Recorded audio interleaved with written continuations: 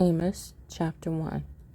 The words of Amos, who was among the herdsmen of Tekoa, which he saw concerning Israel in the days of Uzziah, sovereign of Yehudah, and in the days of Jeroboam, son of Joash, sovereign of Israel, 2 years before the earthquake.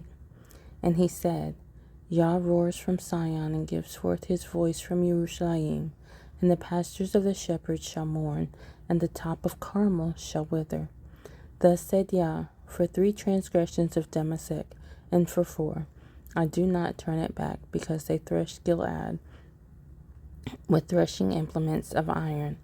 But I shall send fire upon the house of Hazael, and it shall consume the palaces of Ben-Hadad.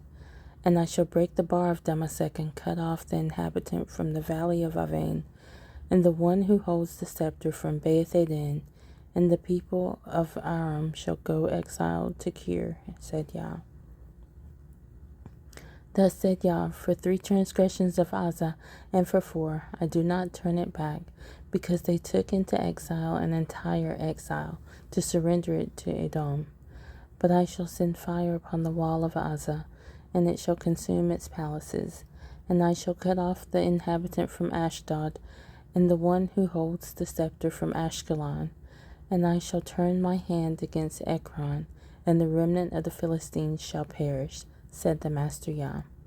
Thus said Yah, for 3 transgressions of Sor, and for 4, I do not turn it back, because they surrendered an entire exile to Edom, and did not remember the brotherly covenant. But I shall send fire upon the wall of Sor, and it shall consume its palaces. Thus said Yah, for 3 transgressions of Edom, and for 4, I do not turn it back, because he pursued his brother with the sword, and cast off all compassion, and his displeasure tore incessantly, and he kept his wrath forever. But I shall send fire upon Teman, and it shall consume the palaces of Bozrah.